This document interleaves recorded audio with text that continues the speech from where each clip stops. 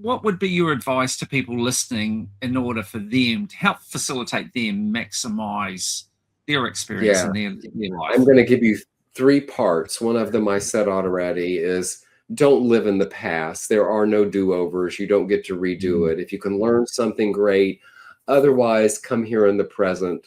Here's where the magic is happening. And while you're living back there, you're going to miss something wonderful here.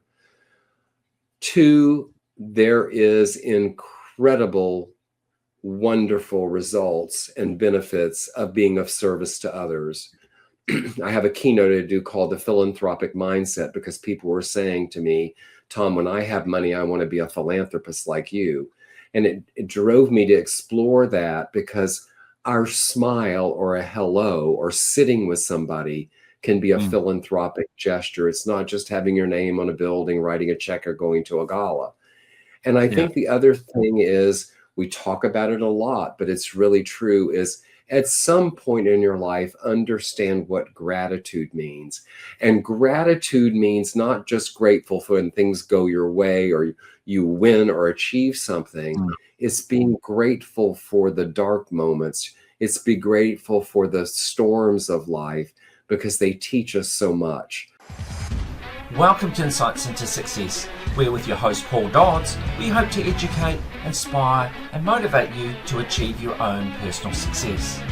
We talk to guests from all around the world from a variety of walks of life to hear the realities of their own journey to success. What challenges have they faced? How have they coped with failure? And what have been the keys or will be the keys to their own success? In our Read to Succeed interviews, we talk books that have inspired our guests, and for some, they share their secrets to marketing success. Join us as we give you insights into success. Welcome so much to Tom Noble to Insights into Success. It's an absolute pleasure to have you on board. Having recently read your book, I'm excited to talk to you a bit about it. But just for viewers, just understand Tom has had an incredible life, a very full life. He's been very successful in business, but through all that, he's had the challenge of being told 3 times that he had 6 months to live.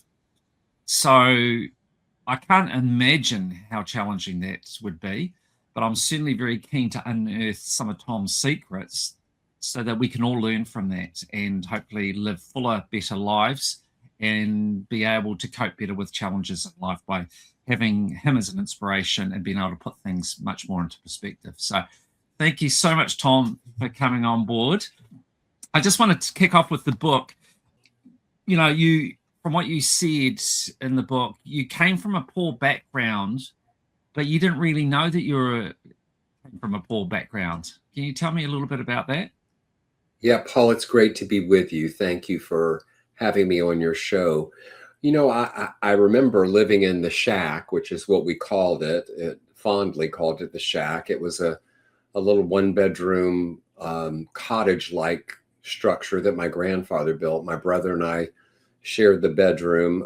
One point we shared it with my grandmother, Minnie Ida, who got messages through the fan. But my mother and father lived in the living room. That was their bedroom, although we never saw it from anything except being the living room of the house. And we didn't have hot water and no refrigerator. My dad actually brought a block of ice home every day. But the one thing I knew is up until I started school, which I started school when I was 5, I didn't know any difference. We had a lot of love in the family. We were proud of our home, and it was a home for sure with, as I said, a lot of love. But after I started school, I remember after a few weeks of being at school in my little 5-year-old mind coming home and looking around and thinking, this isn't everybody else's experience that I'm interacting with. And again, in my little 5-year-old mind, saying to myself, I'm not sure this is what my world's going to be like. I knew, and even then there was something different going to happen for me, and there was something even different about me. And tell me reflecting back then, how would you describe your personality? Well, my brother was very quiet and reserved and somewhat shy. And I came along 6 years and a day, literally, later.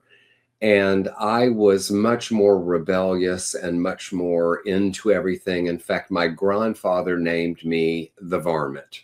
That was my nickname, was the Right. Varmint. And so that tells you a little bit about what I was like. But I was one of those kids that still serves me well, that when you told me not to do something or to do as I say, not as I do, or any of those kind of statements that we can hear as children, that meant I need to know something, or watch this when you're not watching, whatever it was. I was one of those kids. Curiosity, which continues to today, was probably should have been my middle name. And I think, as you say that, it really resonates with me that that's a potentially part of the secret for how you've managed to achieve what you have and to push back on those terminal diagnosis. I think, the inquisitivity. So when you got ill, rather than just sort of collapsing, it's like you wanted to know more and educate yourself more and push back. You weren't prepared to just accept. You wanted to challenge that.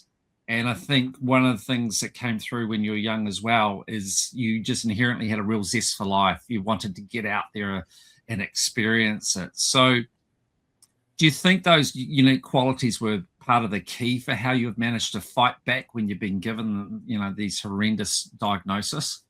Yeah, I think part of it, I'm a big learner. I'm a sort of a lifelong learner. In fact, I say that on my last breath, I'll probably hold up a finger and say, "Just a minute, I have a question." But I think that I've always been someone that when you told me something was impossible or that I couldn't do it, there was this little voice that comes in my head that says, "Watch this." Yeah. And I think that these two illnesses, the first one I was told was terminal, and I've lived now with metastatic cancer for, I think I'm in my 14th year. Um, I think when you have these opportunities and being given 6 months to live three times, you deal with death. You view death, and I had some experiences growing up, as you've read about, Mm. with death that I'm not really fearful of that. And so that creates a whole new opening for what it might mean to live past dying, or how you might live while you're dying. In fact, it's created a new keynote. I just delivered it this morning. It's called Living Fully While Dying. And for me, the first phase was living fully without regard to dying. The second phase was living fully while being told I was dying. And the third phase is living fully, realizing I've been dying all along. All of us are when we're born. That's really the only Yeah. guarantee. And some of us get longer, some of us get shorter. And I think it's, what do we do with the life we've been given, for however long we may be here?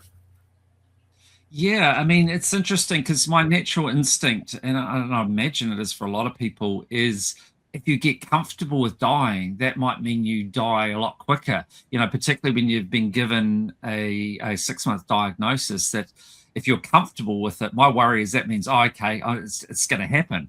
Whereas if I'm not comfortable with it, that I'm going to, not want it to happen, so I'm going to push back, and I'll get a better chance of succeeding. But that theory you threw out the window repeatedly, as I read in your book. Yeah, I think there's a difference from the comfort or the acceptance than embracing it fully into, okay, now what? If that's what's going to happen, am I going to shrink back from life or live it fully while I'm here? But that's where the little curiosity thing that came up for me was, I can remember at one point a few years ago being told that cancer was back in 5 places. And they told me, we can't do anything for you. And Paul, I've had enough radiation that I glow in the dark. I could be a nightlight in the house. You could put me in a corner and I'd illuminate the place.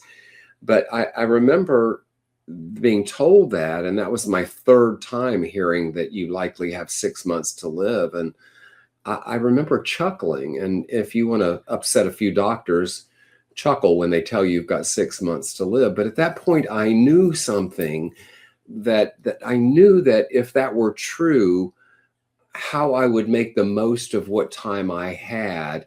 And what I Mm. also knew was that little thing that came up and said, watch this. And as I went into an exploration of what I might do differently in the face of those words, and as I like to say, I'm still here. Yeah, yeah. And, it's remarkable what you have been through. And one of the things that really strikes me is the fact that you've nursed your brother passing away, your mother, and then your father. So you're the only Lenoble left now. And yeah, how challenging was that to go through that and have to nurse them through and yeah, challenging Yeah, experience. there was an interesting thing about it. I think that I was fortunate that in an earlier part of my life, I worked in the medical field, and Mm, um, I ran non-clinical functions in hospitals, but in ICUs and very intense settings. And um, I think because of that, I had a familiarity with that side of life. I even worked in a children's hospital one time at Emory, Eggleston Children's Hospital, and remember how difficult that was, and the elation when children would get better, and the absolute distress and feeling that when they didn't, when you came in the next day and they weren't there. But I think it was the first view into what death was about. And I remember even as a kid being exposed to some things with ailing grandparents that I just wasn't freaked out by it, I guess. But mm, with my brother, I knew that at that time it was not only a responsibility, but I knew inside it was something I had to do. And when it was presented, and I flew out here to San Francisco to mm, the Ward 86, the premier and historic place in early AIDS. It was 1985. There was nothing. When mm. you went in, you did not come out. And I Yeah, assessed what was happening. There was no one else to call my parents and my little small town parents and tell them, your son is not only gay but dying of AIDS. If you want to say yeah, goodbye, come here, and manage through that situation. And um, I look back on it quite fondly. There were some beautiful moments. My brother and I became very close. I spent the last 10 days of his life. I was with him the moment he took his last breath. My mm, mother had breast cancer, beat it, and then the treatment gave her leukemia. And I mm. made they gave her 6 months to live. She lived about a year and a half. And we made that year and a half as spectacular as it could be under the circumstance. And the Mm. experience and what happened during her time of dying was magical, as you've read in the book. Yeah, And then my father, again, this experience where I'm the only one left. Who else is going to do it? But I would have not chosen to not be the one there and be the one as part of that. And in all three cases, giving them permission to move yeah, on, permission that yeah, everything was going to be okay. yeah. It was a incredibly rich relationships that you developed with them all at the end. And, it was interesting, like, obviously, your father, you hadn't been so close to him younger, and he wasn't aware of a lot of about you and your personality and that. But how through it all, what really counts came out, with your brother, the fact that he had AIDS and that didn't matter. He was their son. He was dying. They needed to come and see him, and how just getting down to the essence rather than, being worried about all this kind of like society expectations and not conforming and all that sort of nonsense. It just got down to the purity of family and connection and love and being together for the time that you could. So yeah, I mean, gosh, I wouldn't want to go through it, but Yeah. you did sort of suck the marrow out of it, I suppose, as you described Yes. before, through that experience, didn't you? Yeah, you're right, Paul. I know my dad and I, and probably with my brother as well, they didn't know it, but they ended up having two gay sons, which was certainly not how they would have planned it. And Yeah. my brother was older than me, so I didn't really know what was much. We were at that age. It was 6 years. So when I was born, he started school. When I started school, he was leaving. And Yeah. it was kind of an interesting time. But I remember my father when I was about, I think I might have been 9 or 10. And my father was a big hunter, and he had a lot of guns. He later hunted with a camera, but in that point in time, he was still hunting with guns. And he took me out to the sand dunes in Florida and had this pistol and was going to teach me my first experience of shooting a gun. And Yeah. we were out in the dunes and he told me what to do. And so I took this gun in my hand. I shot it in the sand. I looked at the gun. I looked at him. I handed him the gun and I said, "Don't ever ask me to do that again." You knew your And mind. then, yeah, and then a little later, he took me hunting. I might have been 12, and we were in camouflage and the smudge under our thing, and we're in a shelter that's in the woods, and he had his Yeah. guns with him. And I remember this huge pig came out, and my father picked up his gun, and I remember thinking he's going to shoot that pig. And so instead, I yelled as loud as I could, "Run." And I think for a split second, my father thought about turning that gun on me, but he never asked me to go hunting again. But he worked in a company for 60 years, a construction company that two brothers owned with lots of children. And they were all hunters, and their boys were all hunters. And so my Yeah. father had a connection with them because they did all those things together he didn't have with us. But there was a great turning point. My father always loved me and always was cared for me, but there was a great turning point after my brother died when I think my father's world was shaken about what was true and real in life. And he had been through the war. He knew what was real and true, but from a different level. Yeah. And how I was with my mother and father through that. Then after my mother died, we became very, very close. And what I know to be true is that I made my father very proud. I had Yeah. made a commitment after my brother died that I was going to outlive my parents. And against all odds, I outlived both parents. Yeah, and nursed them both to their dying day as well. So yeah, remarkable. So one of the things I wanted to ask you about in the book, you don't really talk about it, but like when you were working and you were ill, like how did you get through each day? Like, I mean, it's one thing to say, well, I'm not going to give up, but the day on, day in, day out of having this, like your T cells were down to 9, I think it was, for a long time.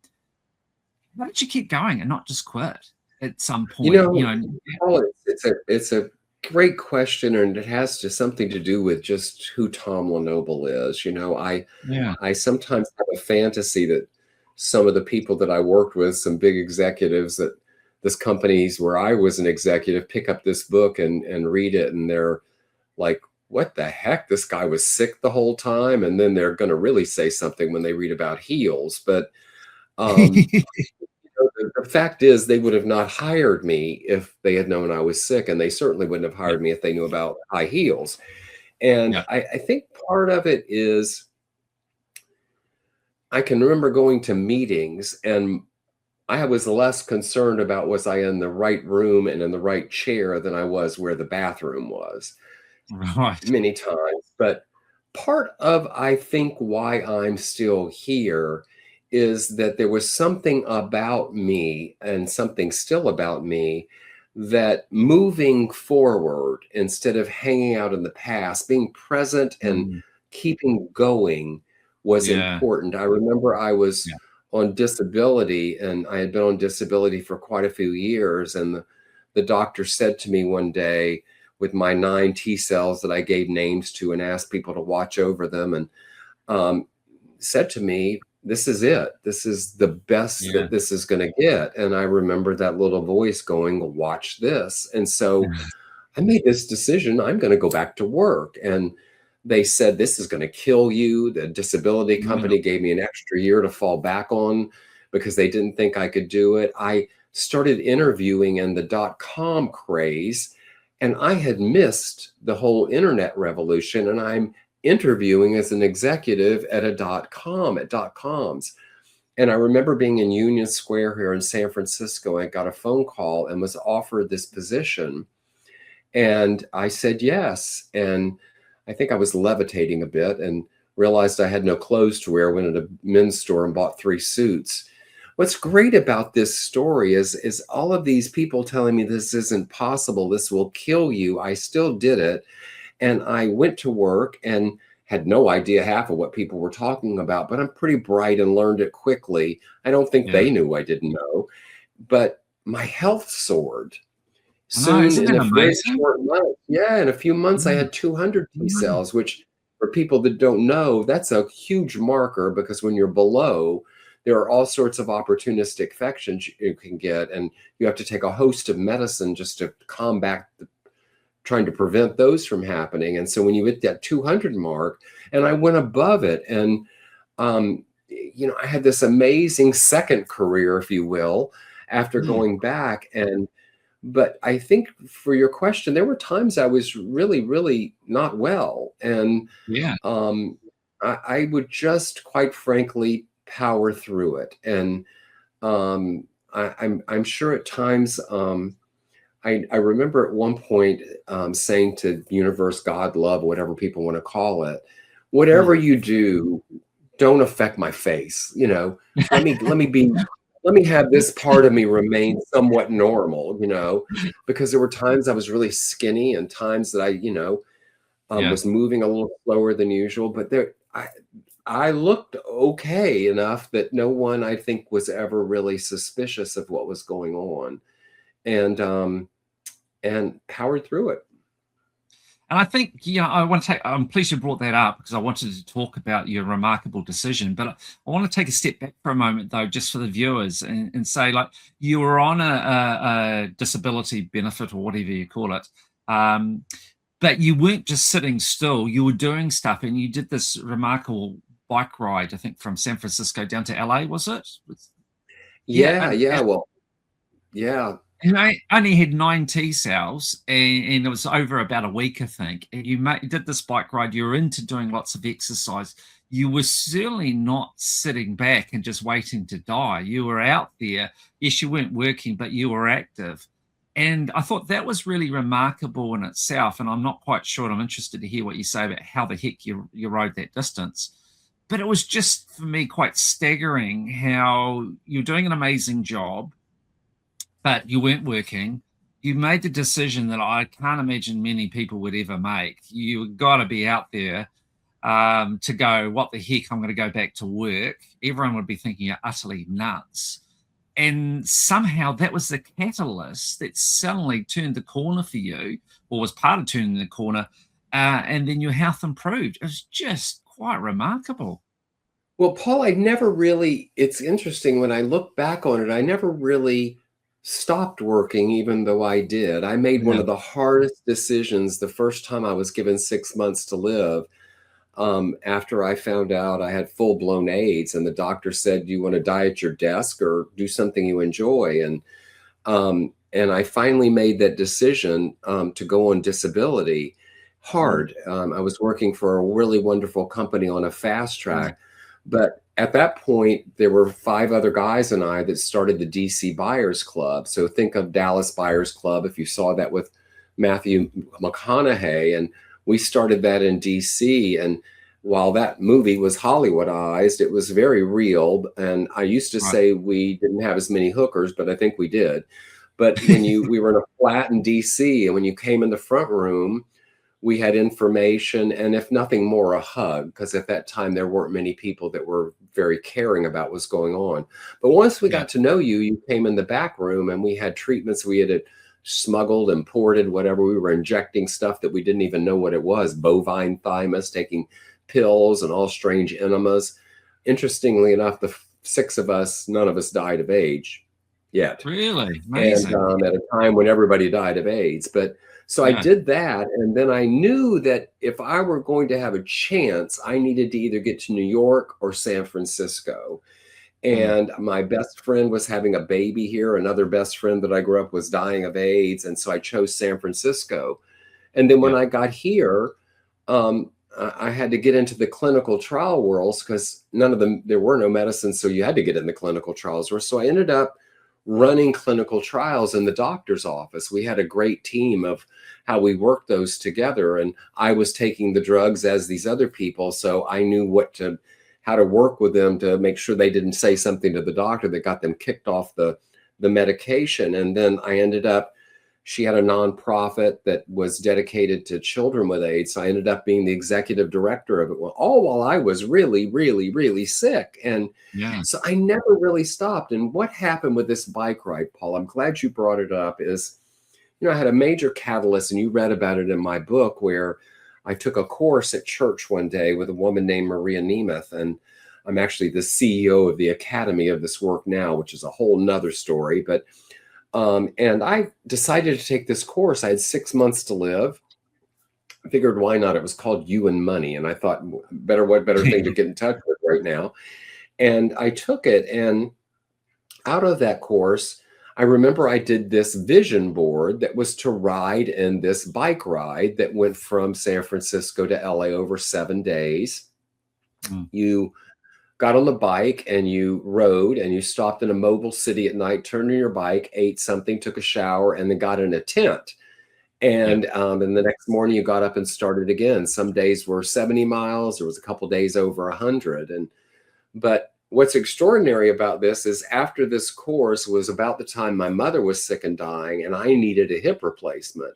And I put it off until my mother made her transition, and then I went and had the hip replaced. So I had the hip replaced, and 6 months later, I did this ride with my new hip replacement and trained in between.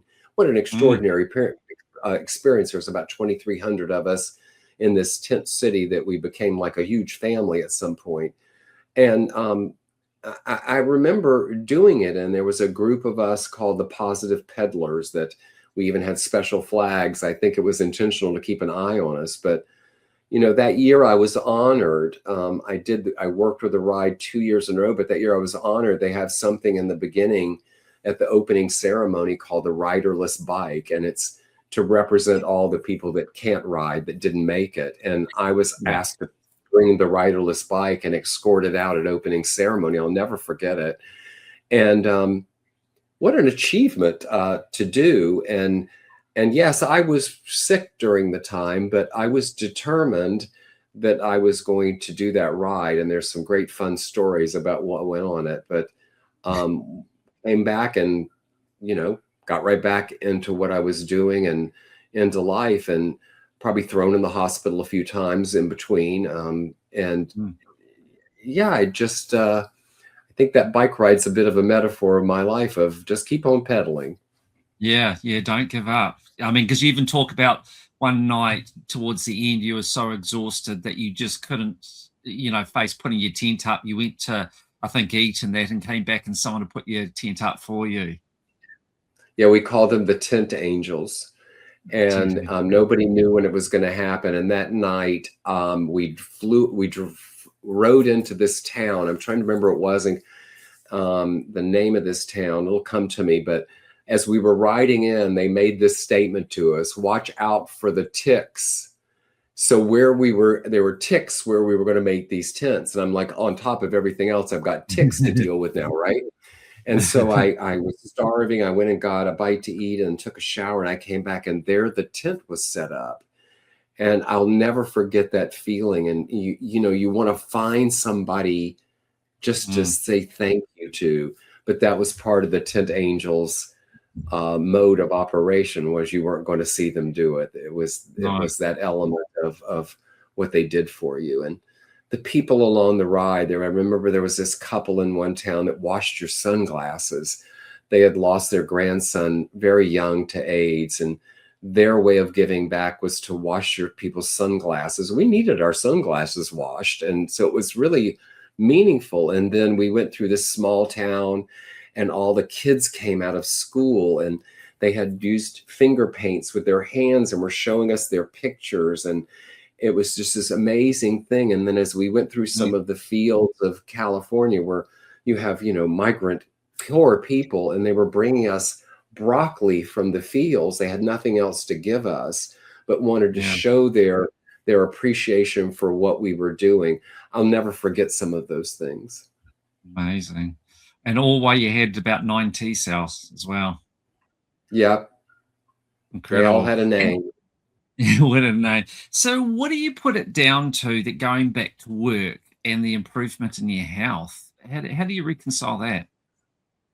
I think that there is something we have about our own internal power that not only our body responds to, I think something even greater responds to, that is possible.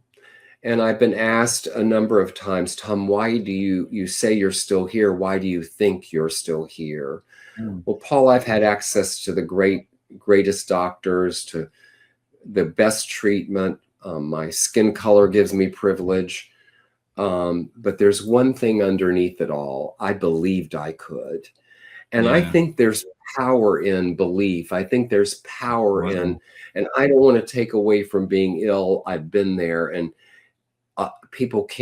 there are a lot of people that can't even imagine doing what I'm talking about, but you can do it on a small scale. There's something you can do about not living in the past about what happened to you.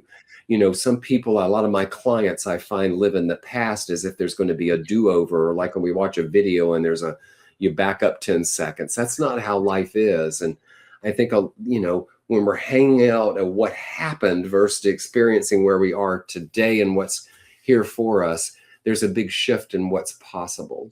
So I'm just a big believer in possibility, and that part of that possibility is resilience, which I define as not just getting bad up, but how do you grow from it and reinventing yourself. And tell me, Tom, if you had your life again and you weren't sick, you didn't go through all that, how different do you think your life would have been? Oh, that's an interesting question, Paul, because my book really is helping the reader see that who we are today is the sum parts of who we've been in our life. And some of those parts may have been outrageous. You read about a few. Might be shameful. You might want to keep them private. I surely did most of my life until that book came out. Or you just think people wouldn't understand. But you would not be who you are today without all those experiences. And so I have no idea, but I can say this to you. I love who I am today.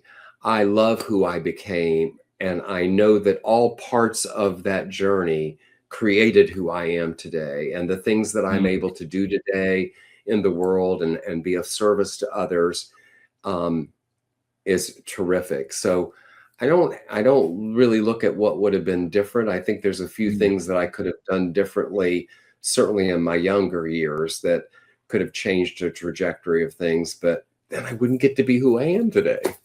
Yeah. And I think that is such a beautiful thing to hear you say, is that you love being who you are. And I just think that most of us these days, particularly because of social media, etc., we don't necessarily like who we are so much. And it's important to embrace who you are and to be proud to be who you are. And rather than looking over the shoulder and always thinking, there's these other people out there that are better than me, and putting yourself down, I mean, so many people I think in life are unhappy, and part of it is because they don't really like themselves because of other influences, and that in social media, I think it's probably got a lot to answer for in that regard. Yeah. I happen to believe not only are we all a unique in our presence, but we came here to do something. We came here, there's something, and part of life is hopefully determining what that is. I get to work with a lot of people that have lost their job, for example, and what I notice about them is they have one foot moving forward and one foot hung up in the past of what happened. Well, go outside and try and walk. You're not going to get very far if you can't bring that back for them. Or I find CEOs that are retiring from their work, but they don't want to stop working. What I love to ask them is, what was it you always wanted to do? And someone likely told you you shouldn't, you thought you couldn't, or you wouldn't. And it's fascinating to watch what people come up with, because I think that we all really did come here with something unique to share. And I know in my generation specifically, we were told what you could be, not what you might want to be, but here are your options. And if you didn't Yeah. fit in them, then there was a judgment about it. So I just think that's really true. But I agree with you. I think there's so much influence today of telling us we either aren't good enough, and Mm. or that we are inferior, or that what we've achieved isn't, we haven't made it far enough. And I think those things can be very dangerous, especially to younger people. Absolutely. So, Tom, reflecting back, what do you think in your corporate career? What is it that was your secrets for why you're so successful? You know, you seem to go into a company and get fast tracked, and yeah, I mean, you achieved to a high level, and bearing in mind that it's not like that you went and had went to university. I mean, you did, but you didn't complete university, and we'll let people read why you didn't. But it's not like you had this, formal education, with these degrees behind you, and go into the corporate world and be in a fast track. You just went in a part-time job and excelled, and yeah, just it took off. So what do you think the secrets were, as to why you were so good in your career? Well, I think there's part of it that I was willing again to take risks, Yeah. and I was resilient when it didn't go my way, and I was willing to reinvent myself. And I think the answer to your question, though, more specifically, is, as I told you, all the parts that we were make who we are. And who I am today, I work with people. I'm a confidential advisor to many. I speak, I lead retreats, I work with CEOs and founders and executive directors and their teams.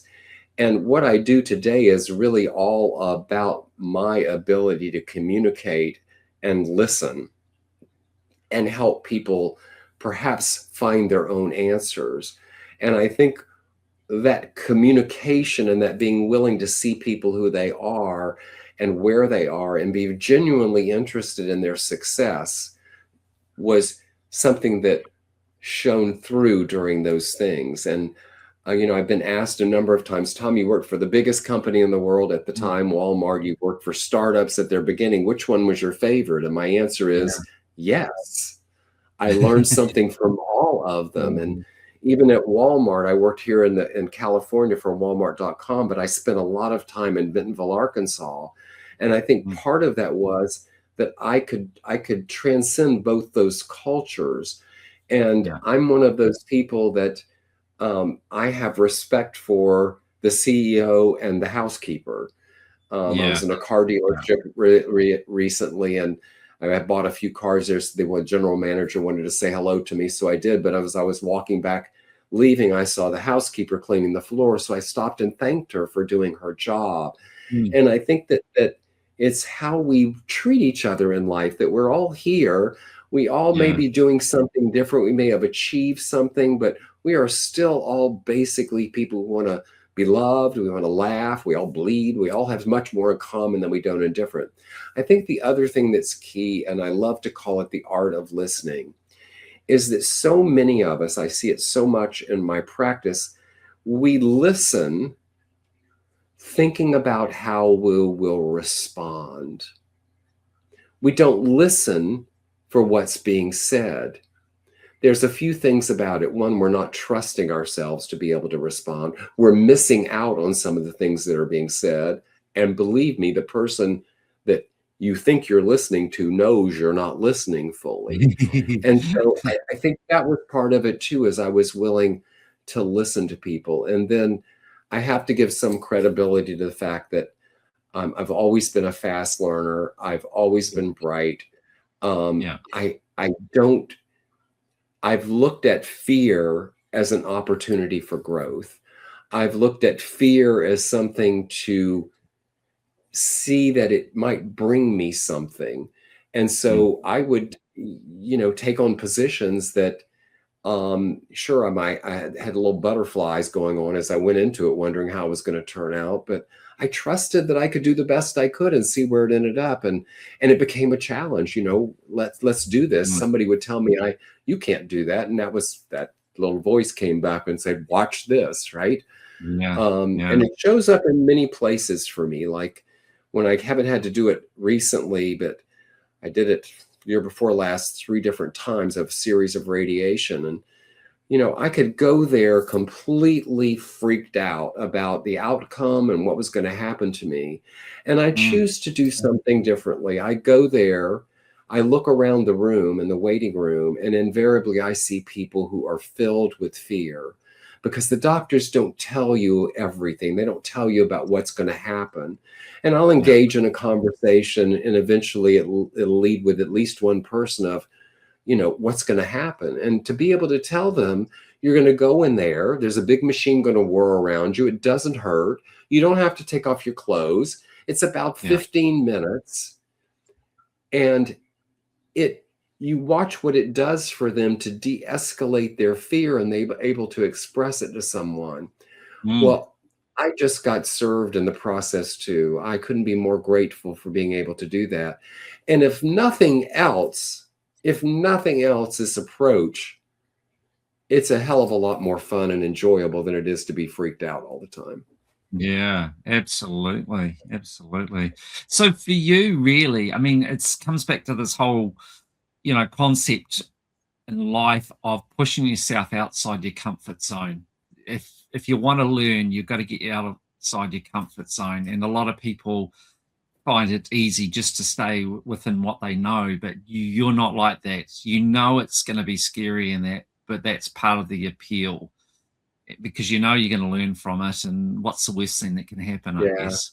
Yeah, I was with a doctor yesterday, and he said to me, Tom, are you going to retire? Are you going to retire? And I said, look, I already tried that. I retired being retired to be inspired. I already tried that little retirement gig, and I had fun traveling the world, and it was great, but I knew I had more to give. And I think that's the other secret. When you're doing something that doesn't mean it's not difficult, it doesn't mean you can't have to learn, it doesn't mean it won't stretch you. But if you have some enjoyment out of it, if it's something that you're learning from, it can be an amazing thing. So I'm pretty busy these days, considering I'm gonna have another big birthday coming up later in the year. Yeah, I mean, you see so often, or you hear about people retire and then they pass away quite soon after retiring. And, I can't help but think that a lot of them, they don't have a lot going on in their life, so they don't really have that, stimulation to keep them going. I just think the whole concept of retiring is kind of like scary, really. It's like quitting and going, okay, well, my time's up, rather than, no, there's lots more to do. I've got to keep going. Yeah. It doesn't have to be the same thing. That's what the key is. You don't have to go at the pace you were in the same thing, but it doesn't mean you can't continue on. And I think there's a huge study that was done that of all the things that predict longevity, one of them is engagement. How engaged are you with life? And when you've had a career and been fully engaged, especially if you enjoyed it, to completely unplug from it and not have something step in to make yourself feel fulfilled, and that engagement factor, I think you are setting yourself up. And if nothing else, you're going to start noticing the little aches and pains more. Yeah, absolutely.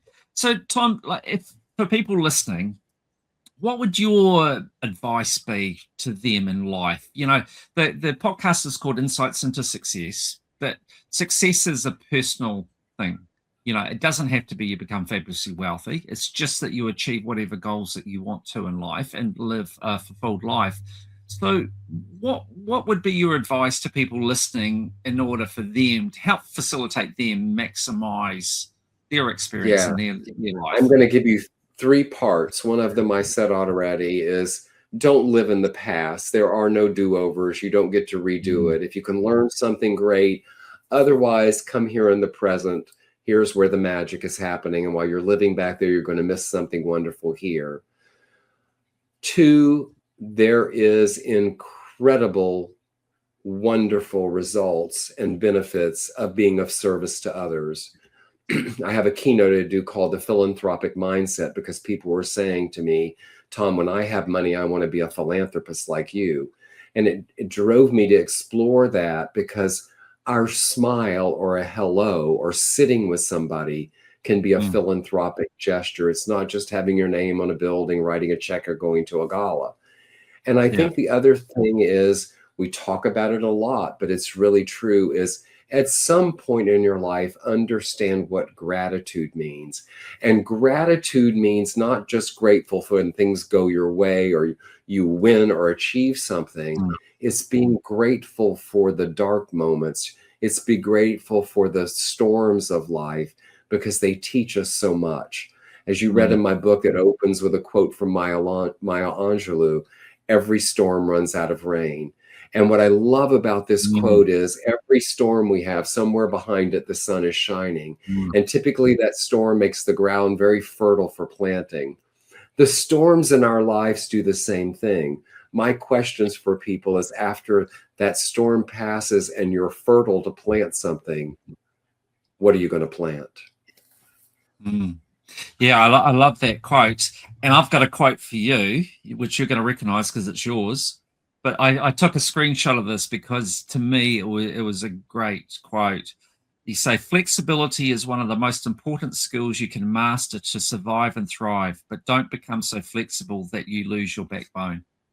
I thought that was great. You know, I think in society, I was talking to my son about this last night, really, is that I think to go ahead in life, flexibility is key. Like, it doesn't matter. I don't think it matters what degree you get at university, or even, in fact, if you do get a degree, it's your willingness to learn and to be flexible and to evolve and to work hard. I think those are the key components, in my opinion, to help young people succeed going forward.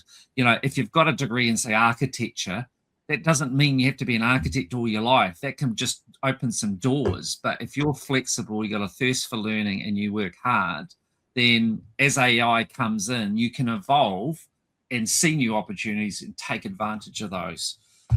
So I thought that was a great quote. I really believe in your quote. But the other component to it, which is not to be ignored, is that you're also saying, but don't become so flexible that you lose your backbone. Still have your principles, still, you know, be who you are, and don't give everything up for the sake of. There's so much truth in what you say, Paul. You know, I had this experience one time that I'll never forget. I was at MCI. I was very early in my career, and there was a woman who worked with us, and she was an executive, and she was running marketing for the company, and she won all these awards within the company and without. And we were all sitting around after work one day having a beer, and people were talking about what they studied, and she was last. And when we came to her, everybody went, "Oh, you don't even need to tell us. Your MBA in marketing, you're this marketing person." She got this smile on her face and said, "I've never taken a marketing course in my life. I'm a concert pianist." And I'll never forget that idea of whatever you may study or whatever you do does not have to be what you do for your whole life. There's so much more you can do that you learn about later. As well as Sheila can probably play the piano very well, but that these things in life are not fixed, and have some flexibility of what happens, but remember to keep your backbone, because there's things we're made of that if you give away that to too many people, then you have lost who you are. Yeah, and it's, could it be more applicable than now? I mean, when I look at, and I go into it in any great degree, but in my opinion, when I look at American politics, there's so many politicians out there that have completely thrown out their backbone and know what they're doing is wrong, and they're just complicit, and it's sad. You gotta stand up for what you believe in and do the right thing. Yes, I agree. Now, before we go, I just want to touch on your books. So give everyone a little bit of a sample on your book. So I've read your first book. Would you just like to just walk us through the books that you've written briefly and what's coming up so we can kind of be prepared for it and pique our interest? Yeah, well, my first book, this is my first book, My Life in Business Suits, Hospital Gowns, and High Heels. Every morning I have something on the socials called Morning Ground, and it starts with, before the day asks anything of you, take this moment for yourself. And then there's a word of the day, and I speak to that word. And it's less than 2 minutes. And then I write a lot. I'm very creative, and I author a lot of articles and posts and things. And so the next book is we're taking all of those things and we're creating a sort of an empowerment daily type book where you'll be able to open it to whatever speaks to you and maybe lift yourself up a little bit or get a little juices flowing and thinking or whatever that you'll be able to use. Then the book after that is My Life at Facebook, The Adult in the Room. So I think I was in the first 75 employees. I think I was 57, but who's counting? And when I was there, everyone was 20 and 21. Facebook was still in colleges, and this was their dream job. They deferred business school, law school, medical school, whatever, to work at Facebook. And here I came along, and I was in my 50s, old enough to be their father. And in fact, they called me the adult in the room. So I'm going to tell the story of the early Facebook days of explosive growth through my eyes, being the adult in the room with a bunch of 20-year-olds. Then the final book that I know of today anyway is going to be titled My Life in Toxic Soup. And it's going to be a story about my toxic marriage and toxic cancer treatments woven together into some lessons, basically the last 15 or 16 years, which I guarantee you are just as full and rich as the book you read. And so how long am I going to have to wait for that book? That book will probably be next year. The other two will be this year.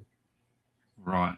Well, all I can say to anyone listening is I really enjoyed your first book. It was rich with so much information, and it was very candid. And I would definitely recommend reading it. I think it celebrates, to me, it just celebrates diversity. And it's so great to, to have different people in this world with different experiences, because we can all learn from it. And it'll be so boring if we're all the same. So I really enjoyed it. I couldn't agree with you more. If we were all the same, life would not be nearly as rich.